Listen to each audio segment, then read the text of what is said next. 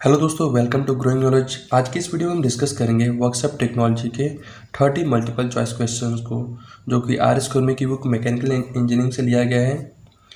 इसके 130 क्वेश्चंस को मैंने कवर कर चुका है अनदर वीडियो में। आप चाहे तो उन वीडियो को मेरे चैनल के प्लेलिस्ट में जाके देख सकते हैं। चलिए स्टार्ट करते हैं नेक्स्ट क्वेश्चंस को। इन क्वेश्चन को हम लोग समझ के पढ़ते हैं और अपने इसमें जो कन्फ्यूजन्स वगैरह आते हैं उनको हम लोग सॉल्व करते हैं। देखिए, इसका पहला क्वेश्चन है, the operation of cutting a sheet of metal in a straight line along the length is known as. देखिए, शीट मेटल का वो ऑपरेशन जिसके अंतर्गत उसको उसके लेंथ के अलोंग जब हम कटिंग करते हैं तो वो स्लीटिंग कहलाता है। जैसे कि हमारा एक शीट है और सीट को उसके लेंथ है, लेंथ के अकॉर्डिंग हम अगर कटिंग करते हैं, जैसे मान लीजिए बीच से कटिंग करें या फिर कोई शेप बनाने के लिए उसके लेंथ के अलोंग हम कटिंग करते हैं तो वो हमारा स्लीटिंग कहलाएगा। स्लीट करना आपको पिक्चर में भी दिख रहा होगा। नेक्स्ट क्वेश्चन है, forming is the operation of removing metal to the desire shape from the edge of a plate. Forming की ये नहीं कहलाता है, तो ये इनकरेक्ट हुआ। फॉर्मिंग क्या कहलाता है, देखिए नेक्स्ट क्वेश्चन में आएगा, the operation of bending a sheet of metal along a curve axis. जब मान लीजिए कोई शीट मेटल है, उसको बेंड करना है, यहाँ से इसको बेंड करना है, तो हम लोग क्या करेंगे, एक कर्व एक्सेस के अलोंग उसको बेंड करते हैं, तो वो हमारा होता है फॉर्मिंग। ठीक है। लांसिंग क्या होता है, lancing is a operation of, उसमें क्या होता है, हम उसको कट करते हैं, लेंथ शीट मेटल में कट करेंगे और उस कट वाले पोर्शन को बेंड कर देते हैं। देखिए, जैसे यहाँ पे ऑप्शंस देख लेते हैं, cutting a sheet of metal in straight line along the length, तो ये तो स्लीटिंग कहलाएगा। Removal of metal to the desire shape from the edge of a plate, cutting a sheet of metal through part of its length and bend the cut portion, तो ये हमारा option सही हुआ, सी वाला। इसमें क्या बोल रहा है, cutting a sheet of metal through parts of it length, उसके लेंथ वाले पार्ट से उसको कटिंग करना है और उसको बेंड कर देना है, उस कट पोर्शन को बेंड कर देना है, वो हमारा लांसिंग कहलाता है। Cutting a sheet of metal through part of its length, length के द्वारा उसको कट करते हैं और उसको बेंड कर देते हैं कट पोर्शन को, वही हमारा लांसिंग कहलाता है। नेक्स्ट क्वेश्चन है, the operation of producing cup shaped part from flat sheet metal blank by bending and plastic flow of metal is known as. बोल रहा है कि वो ऑपरेशन जो कि प्रोड्यूस करता है कप शेप्ड पार्ट, कप के जैसा पार्ट उसका शेप रहेगा, from flat sheet metal, flat sheet metal से, blanks by blanking bending, blanks by bending and plastic flow of metal, तो ये हमारा कहलाता है ड्राइंग। क्या कहलाता है, ड्राइंग, ड्रा कर रहे हैं इसमें। ठीक है। नेक्स्ट क्वेश्चन है, the operation of giving impression of figure letters and design of on sheet of metal. देखिए, शीट ऑफ मेटल पे जब हम कोई फिगर बनाते हैं, लेटर लिखते हैं कुछ या फिर, तो वो जो कहलाता है वो हमारा एम्बोसिंग कहलाता है। बिल्कुल सही है, राइट ऑप्शन सही हुआ। 137 क्वेश्चन है, the operation of straightening a curve sheet metal. Operation जब हम शीट मेटल को स्ट्रेट करते हैं, straightening a curve sheet metal, curve sheet metal को स्ट्रेट करते हैं, तो वो हमारा क्या कहलाता है, वो हमारा कहलाता है प्लेनिशिंग। ठीक है, प्लेनिशिंग। नेक्स्ट क्वेश्चन है, in A two or more operation are performed simultaneously in a single stroke of the RAM, simultaneously in a single stroke of the RAM, तो वो क्या कहलाएगा, देखिए ये कहलाता है प्रोग्रेसिव डाई। इसके कई सारे क्वेश्चंस हैं, तो नेक्स्ट क्वेश्चन भी देख लेते हैं। देखिए, सिंपल डाई, कंपाउंड डाई और नीचे भी प्रोग्रेसिव कॉम्बिनेशन डाई आएगा, तो हम लोग इसको एक समझ लेते हैं अच्छे से, ये इनमें अंतर क्या होता है। देखिए, प्रोग्रेसिव डाई क्या होता है, two or more operation perform simultaneously in a single stroke of the ram, तो वो कहलाता है हमारा प्रोग्रेसिव डाई। देखिए, प्रोग्रेसिव डाई में क्या होता है, प्रोग्रेसिव डाई अब combination die, sorry compound die दोनों सेम होते हैं, बस अंतर ये होता है कि इसमें अलग अलग स्टेशन पे होता है, ठीक है, सेपरेट स्टेशन पे।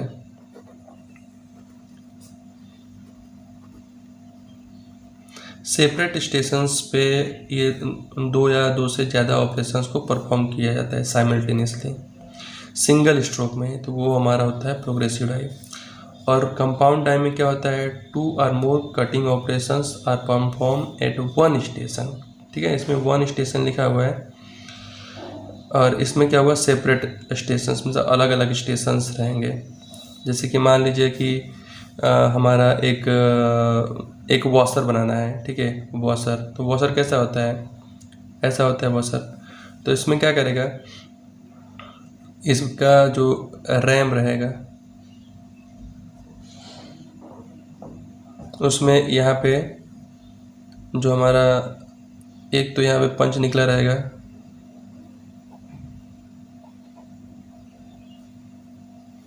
ये हमारा सीट मेटल है, ये हमारा डाई रहेगा। तो देखिए ये हमारा जो हुआ पंचिंग हुआ और ये हमारा हुआ ब्लैंकिंग। तो इसमें क्या हुआ, ये एक स्टेशन हुआ, एक दूसरा स्टेशन ये हुआ, दो अलग अलग स्टेशन। देखिए रैम इसका एक ही है, एक बार ऐसे दबाएगा, दोनों नीचे दबाएंगे, दोनों नीचे दबाएंगे तो एक में ऐसे पंच करेगा, गोल वाला छेद करेगा पंचिंग, फिर यहाँ आएगा तो गोल वाला छेद जो रहेगा उसमें ये चला जाएगा और ये बाहर से कटिंग करेगा, तो ये हमारा एक शेप निकल के आएगा, ठीक है। तो ये हमारा वॉशर ऐसे बनेगा। और इसमें जो होता है कंपाउंड डाई में क्या होता है, इसमें ऐसे रहेगा, मतलब एक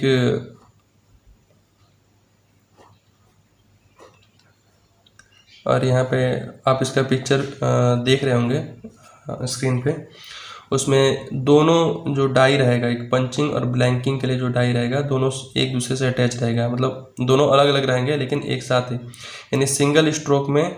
और ये एक ही स्टेशन रहेगा, एक ही स्टेशन सिंगल स्ट्रोक, यानी एक बार नीचे आएगा तो दोनों कट करेगा, पंचिंग में कटेगा और ब्लैंकिंग में कटेगा। ये हुआ आपका कंपाउंड डाई।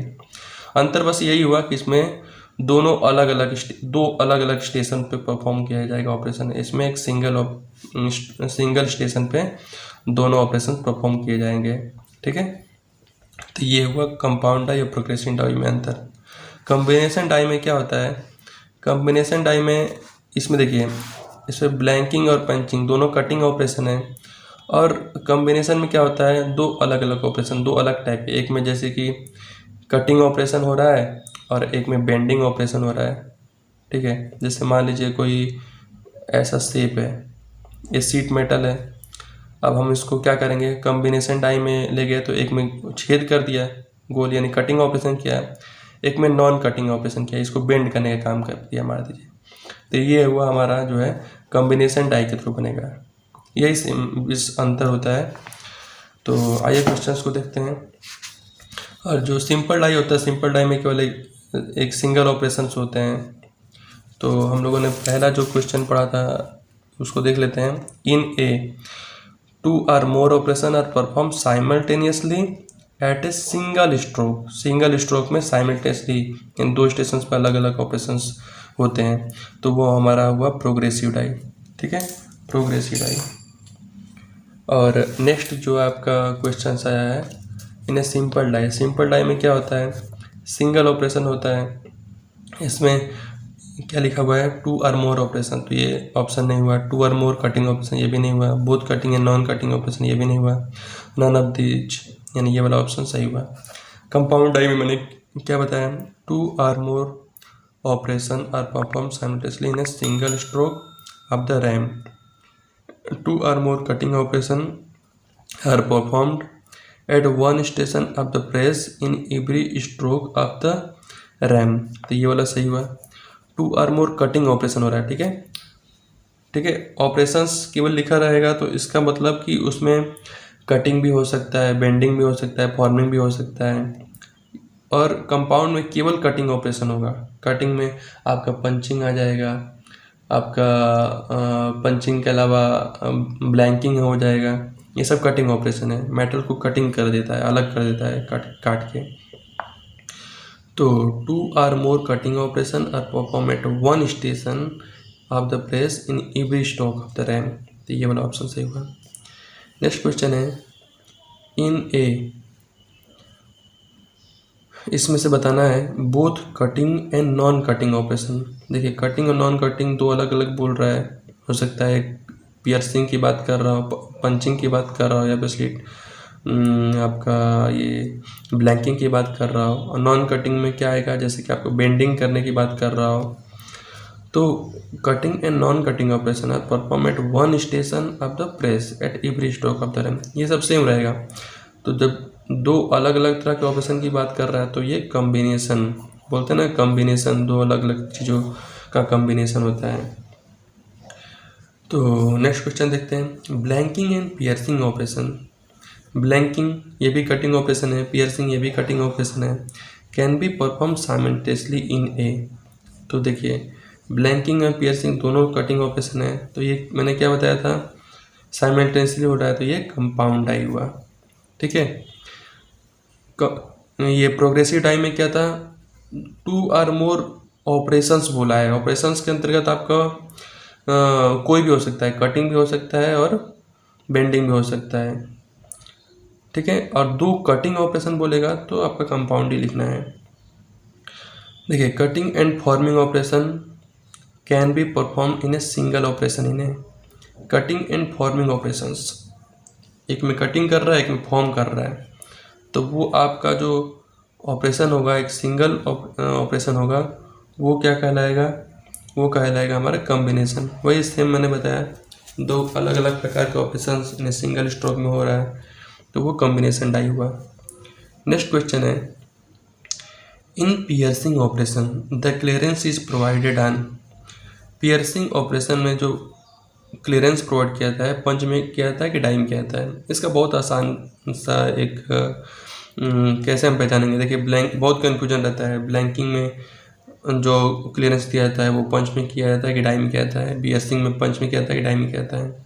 देखिए इसको कैसे पहचानेंगे, देखिए ब्लैंकिंग है सिंपल, ये बी लिखा हुआ है, ठीक है, बी लिखा हुआ है, और इससे पूछा है कि क्लियरेंस इज प्रोवाइडेड ऑन, तो हम लोग क्या करेंगे, इस लाइन को नीचे कर दीजिए। इस लाइन को अगर हम नीचे करेंगे तो ऐसे कहलाएगा। तो इससे पंच बना कि डाई बना, पंच का पहला लेटर क्या आता है, पी आता है। तो सिंपल आप इस कन्फ्यूजन को दूर कर सकते हैं। ब्लैंकिंग ऑपरेशन, बी लाइन को नीचे किया तो क्या हुआ, पी बन गया। यानी ब्लैंकिंग ऑपरेशन में जो क्लियरेंस प्रोवाइड किया जाता है वो पंच में किया जाता है। ठीक है, तो ऐसे पहचान लेंगे। और पियर्सिंग ऑपरेशन अगर बोला गया कि पियर्सिंग ऑपरेशन, पियर्सिंग ऑपरेशन अगर हम इसमें क्या करेंगे, इसको ऊपर कर देंगे, लाइन को ऊपर करेंगे तो ऐसे हो जाएगा, ऐसे कर दिया। अब हमको इससे ना पंच बन रहा है ना डाई बन रहा है, तो इस लाइन को इधर कर दीजिए। पहले ऊपर किया फिर इसको इधर की कर दिया है, यानी इधर ऐसे। तो ये क्या होगा, पंच कहलाएगा कि डाई कहलाएगा, पंच का पहला लेटर है कि डाई का पहला लेटर है, डाई का पहला लेटर है। तो इसलिए पियर्सिंग में कौन सा किस में क्लियरेंस प्रोवाइड किया जाएगा, डाई में। सिंपल फिर से एक बार सुन लीजिए कैसे मैंने बताया। ब्लैंकिंग में बी है, लाइन को इसको नीचे कर लिया, पी बन गया, पंच यानी क्लियरेंस प्रोवाइड किया जाएगा पंच में। डाई में क्या बताया मैंने, अरे पियर्सिंग में क्या बताया, ये पी है, पी लिखा हुआ है, इसके पहले ऊपर वाले लेटर को इधर कर दीजिए, इस साइड, यानी ऊपर करके इधर कर दीजिए, यानी ये बन गया हमारा डाई। यानी इसमें जो क्लियरेंस प्रोवाइड किया जाएगा वो डाई में किया जाएगा। देखिए इससे आपका कन्फ्यूजन दूर हो जाएगा, कभी भी आप कन्फ्यूज नहीं होंगे, वरना ये रटने पे कभी न कभी भूल ही जाएगा। तो ऐसे करके आप याद कर सकते हैं। विच ऑफ द सॉरी ये वाला question, in bending operation metal takes the shape of punch. Bending operation में जो मेटल होता है वो पंच का शेप ले लेता है। क्या ये सही है या गलत है? बिल्कुल सही है। बेंडिंग ऑपरेशन में पंच का शेप लेगा, क्योंकि हमारा जो बेंडिंग ऑपरेशन हो रहा है उसमें क्लियरेंस प्रोवाइड किया जा रहा है पंच का, वो पंच का ही शेप लेगा। Yes. Which of the following statement is wrong, इसमें से कौन सा स्टेटमेंट रॉन्ग है? देखिए the angular clearance on dies varies from 0.5। Angular जो क्लियरेंस होता है वो 0.5 डिग्री से 1 डिग्री होता है। बिल्कुल सही है। In drawing operation the metal flow due to plasticity. Plasticity की वजह से मेटल फ्लो करता है। प्लास्टिसिटी पता है क्या होता है? प्लास्टिसिटी वो गुण होता है, वो प्रॉपर्टी होती है जिसके अंतर्गत अगर किसी मटेरियल है उस पर हम लोड डालेंगे तो क्या होगा, वो फैलेगा, ठीक है, डिफॉर्म होगा। और लोड को हम हटा लेते हैं, जो हम लोड लगाए थे वो हटा लेते हैं तो वो अपने इनिशियल शेप में नहीं आएगा, वही कहलाता है प्लास्टिसिटी। जैसे मान लीजिए सीट है, इसको हम दोनों तरफ से लोड डाल के इसको इधर से खींच रहे हैं, इसको इधर से खींच रहे हैं, खींचे इतना बड़ा हो गया। जब हम लोड को हटा लेते हैं तो ये फिर वापस अपने प्री पोजीशन पे नहीं आएगा, ऐसे ही शेप हो जाएगा, तो प्लास्टिसिटी ये कहलाता है। और उसी का अपोजिट इलास्टिसिटी क्या होता है? इलास्टिसिटी में वही, जैसे कि मान लीजिए सीट, ये कोई मटेरियल है, हम लोड इधर अप्लाई किए, इधर अप्लाई किए, दोनों तरफ फैलाए तो फैल जाएगा। और जैसे लोड हटाते हैं ये अपने प्री पोजीशन पे ऐसे ये वाला वापस ऐसे आ जाता है। तो ये हमारा हुआ आपका इलास्टिसिटी। नेक्स्ट क्वेश्चन है, for welding operations of thickness less than 5 mm, welding plates जिसका जो थिकनेस है अगर वो 5 mm से कम है तो उसका जो एज है वो बेवल नहीं होगा। डू नॉट रिक्वायर बेवलिंग, उसमें बेवलिंग नहीं होगी। नेक्स्ट क्वेश्चन है, for welding plates of thickness more than 12.5 mm its edge. For welding plates जिसका थिकनेस 12.5 mm से ज़्यादा है, देखिए 12.5 mm से अगर ज़्यादा अगर प्लेट का थिकनेस है तो जो उसका एज होगा उसमें किसी प्रकार का, चाहे भी हो चाहे यू ग्रूव हो, किसी भी शेप का हम लोग क्या करेंगे, वो वेल्डिंग कर सकते हैं उसमें। तो इसका ऑप्शन होगा शुड है double V and U groove on both side. 12.5 mm सबसे ज़्यादा होता है। तो हम लोग जब भी उसमें वेल्डिंग करेंगे, मान लीजिए ये वेल्डिंग करना है, ये सीट मेटल है तो वेल्डिंग करना है तो हम ऐसे वेल्डिंग करेंगे डबल साइड, इधर में वेल्डिंग कर देंगे, इधर में वेल्डिंग करेंगे। तो डबल वी या फिर अगर यू से बनाना है तो ऐसे यू से बना देंगे दोनों साइड से। इसी को बोलते हैं double V and U groove on both sides. Next question है, lap joints are employed on plates having thickness. Lap joint जो होता है, यानी ये प्लेट है, ये नीचे एक प्लेट लगा दिया है, एक दूसरे के ऊपर ओवरलैप कर दिया गया है, तो वही लैप जॉइंट होता है। वो employ on plates having a thickness, उसमें थिकनेस कितनी होनी चाहिए? देखिए इसका सबसे कम थिकनेस भी रहेगा तो चलेगा, तो सबसे मिनिमम थिकनेस क्या है? लेस देन 3 mm, यानी 3 mm से कम रहेगा तो भी लैप जॉइंट कर लेंगे। तो लैप जॉइंट के लिए हमारा जो प्लेट का थिकनेस होना चाहिए less than 3 mm। Next question है, in electric resistance welding voltage required for heating. Electric resistance welding में जो वोल्टेज होता है जैसे 10 वोल्ट होता है, ये कई बार एग्जाम्स में पूछ चुका है क्वेश्चन। नेक्स्ट क्वेश्चन है, in electric resistance welding pressure applied various from. जो प्रेशर अप्लाइड होता है इलेक्ट्रिक रेजिस्टेंस वेल्डिंग में वो होता है 25 से लेके 55 MPa मेगा पास्कल। प्रेशर की सबसे ज़्यादा ज़रूरत होती है। वोल्टेज तो 6 से 10 वोल्ट होता है, बस प्रेशर जो अप्लाई होता है वो 25 से लेके 55 MPa तक होता है। In electric resistance welding pressure is applied just after the completion of current. देखिए जब हम इलेक्ट्रिक रेजिस्टेंस वेल्डिंग में जब पावर सप्लाई करते हैं, ठीक है, तो उस समय जब हम उसमें जो मान लीजिए सीट मेटल है और ये इलेक्ट्रिक रेजिस्टेंस मान लीजिए ये इसका कॉपर का टिप है, तो इसके बीच में थोड़ा सा गैप होता है, उस समय पे हम लोग इसमें इलेक्ट्रिक इसमें पावर सप्लाई कर देते हैं, ठीक है। और जैसे ही पावर सप्लाई देते हैं तो इसमें क्या होगा, इसका मटेरियल फ्यूज होना स्टार्ट हो जाता है, ठीक है, क्योंकि मेटल्स इसके जो इलेक्ट्रॉन्स होते हैं वो एक साइड से दूसरे साइड में फ्लो करते हैं। अब वो डिपेंड करता है किधर से फ्लो करेंगे, स्ट्रेट पोलैरिटी रखे हैं या फिर रिवर्स पोलैरिटी रखे हुए हैं।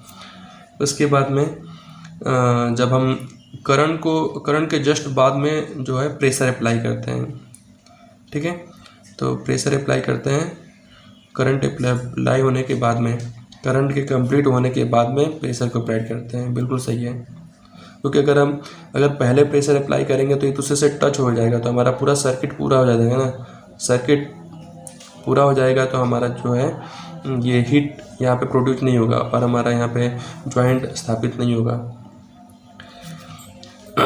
नेक्स्ट क्वेश्चन है, the current in electric resistance welding can be regulated by. Current in electric resistance welding can be regulated by. Electric resistance welding में जो करंट है वो रेगुलेट किया जाता है by changing the primary turn off transformer. जब transformer, तब आप लोगों को देखें जो ट्रांसफार्मर इस्तेमाल किया जाता है उसमें एक प्राइमरी एंड सेकेंडरी वो होते हैं, बाइंडिंग होती है। तो जब आप लोगों ने पढ़ा होगा ट्रांसफार्मर में एक स्टेप अप स्टेप डाउन, तो उसमें क्या होता है नॉर्मली जो उसका टर्न्स होते हैं एक साइड से, प्राइमरी टर्न से सेकेंडरी में जाते हैं तो बढ़ जाता है घट जाता है, वही स्टेप अप स्टेप डाउन। ऐसे ही उसके करंट और वोल्टेज को बढ़ाते हैं घटाते हैं। तो जब हम करंट की बात करते हैं तो करंट रेगुलेट कब किया जाएगा, जब प्राइमरी टर्न, ट्रांसफार्मर का जब प्राइमरी टर्न चेंज होता है तब। ठीक है। नेक्स्ट क्वेश्चन है, spot welding is used for welding. Spot welding का यूज किया जाता है, ये पढ़ा होगा अपन लोगों ने कि स्पॉट वेल्डिंग, सीम वेल्डिंग और प्रोजेक्शन वेल्डिंग 3 होता है। इसमें क्या होता है, सीट मेटल है, मान लीजिए सीट मेटल दोनों को ओवरलैप किया हुआ है, हमको इस वेल्डिंग करना है। तो हमारा कॉपर का जो इसका टिप होता है, इसको क्या करते हैं, अगर ये एक बार में सिंगल वन टाइम यहाँ पे वेल्डिंग करता है तो ये हमारा स्पॉट वेल्डिंग हुआ। सीम वेल्डिंग में क्या रहेगा, ये हमारा जो कॉपर का टिप इस्तेमाल हो रहा है इलेक्ट्रिक करंट फ्लो करने के लिए, वो यहाँ पे कॉपर का एक मीन्स रोलर टाइप रहता है। उसमें क्या करेंगे, रोलर के थ्रू क्या करेंगे, जब हम वेल्डिंग करते हैं तो ये पूरा ऐसे वेल्डिंग बनता जाता है, मतलब दोनों के बीच में ऐसे पूरा एकदम कंटिन्यूस स्पॉट वेल्डिंग जिसको बोल सकते हैं, वो हमारा सीम वेल्डिंग कहलाता है। और प्रोजेक्शन में क्या होगा, ऐसे शेप रहेगा, ये आपका मतलब स्पॉट वेल्डिंग रहेगा बट वो कंटिन्यूस नहीं रहेगा, एक बार में 2-2 3-3 स्पॉट्स लगेंगे, तो हमारा प्रोजेक्शन वेल्डिंग कहलाता है। अब हम यहाँ पे क्या क्वेश्चन पूछ रहे हैं, spot welding is used for welding. Spot welding use किया जाता है किन का वेल्डिंग करने के लिए, तो देखिए जहाँ भी पतली शीट्स का इस्तेमाल किया जाता है, तो इसमें देखिए उसका थिकनेस बहुत कम होता है। Lap joint a plate having 0.025 mm to 1.25 mm thickness, तो यहाँ पे ये वाला ऑप्शन सही हुआ। और बाकी देख लेते हैं, lap joint a plate having thickness 3 mm से ज़्यादा हो, 3 mm से ज़्यादा के लिए हम लोग स्पॉट वेल्डिंग इस्तेमाल करेंगे ही नहीं, क्योंकि ये पतली शीट्स की वेल्डिंग के लिए इस्तेमाल किया जाता है स्पॉट वेल्डिंग। बट वेल्डिंग क्या होता है, यानी बट वेल्डिंग यानी ये सीट है और ये सीट है, ये दोनों को ज्वाइन करना है, वेल्डिंग करना है, तो हम लोग ये वेल्डिंग का इस्तेमाल करेंगे ही नहीं स्पॉट वेल्डिंग का। तो इसलिए बट वेल्डिंग तो बिल्कुल हम लोग कुछ पता ना रहे तब भी हम इसको हटा देंगे और सीधे इसमें से सबसे छोटा थिकनेस वाला सेलेक्ट कर लेंगे। ठीक है। तो spot welding is used for welding lap joints in plate having thickness 0.025 mm to 1.25 mm thickness.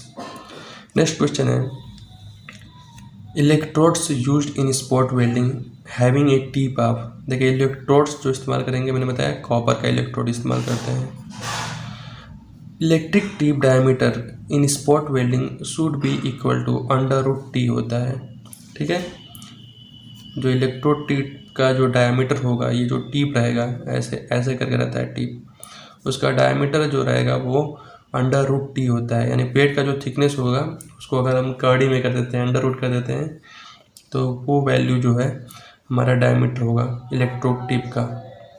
Next question है, in spot welding distance between the nearest edge of the plate. मान लीजिए plate है, यहाँ पे वेल्डिंग की है, यहाँ पे वेल्डिंग की है, यहाँ पे वेल्डिंग, तो इसका एज से जो डिस्टेंस है, यानी यहाँ से लेके यहाँ तक का जो पहला वेल्डिंग किया रहेगा वो पॉइंट का डिस्टेंस रहेगा 1.5D।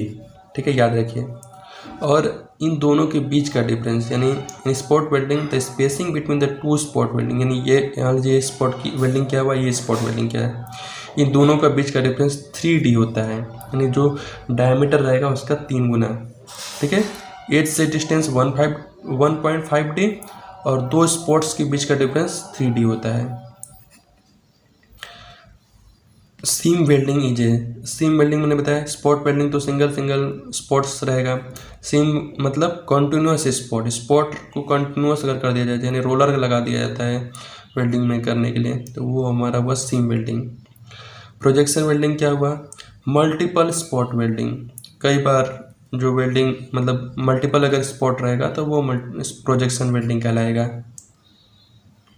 तो ये हुआ 161 क्वेश्चंस हम लोगों ने वर्कशॉप टेक्नोलॉजी का कंप्लीट किए हैं। उम्मीद है आपको ये सारे क्वेश्चंस आपके दिमाग में बैठ गए होंगे, कोई कंफ्यूजन नहीं रहेगा। आप चाहे तो 1 से 2 बार इस वीडियो को देख लीजिए, कंफ्यूजन दूर हो जाए। तो प्लीज़ कमेंट बॉक्स में बताइए कि आपको कैसे लगे ये सब क्वेश्चंस और कैसे आपको समझ में आया नहीं। आपको बताना है एक कमेंट बॉक्स में एक क्वेश्चंस का आंसर, आपको बताना है कि इलेक्ट्रिक आर्क जो प्रोड्यूस होता है वेल्डिंग के दौरान उसमें कितना टेम्परेचर प्रोड्यूस होता है। ठीक है, कमेंट बॉक्स में बताइए, तथा काफ़ी डिस्क्राइब करके लिखिए ताकि ये उससे आपकी लिखने की जो हैबिट है वो बनी रहे। और आप हमारे चैनल पर अगर नए हैं तो हमारे चैनल को सब्सक्राइब कीजिए ताकि ऐसी वीडियो के अपडेट्स आपको मिलते रहें। इसी के साथ थैंक यू वेरी मच।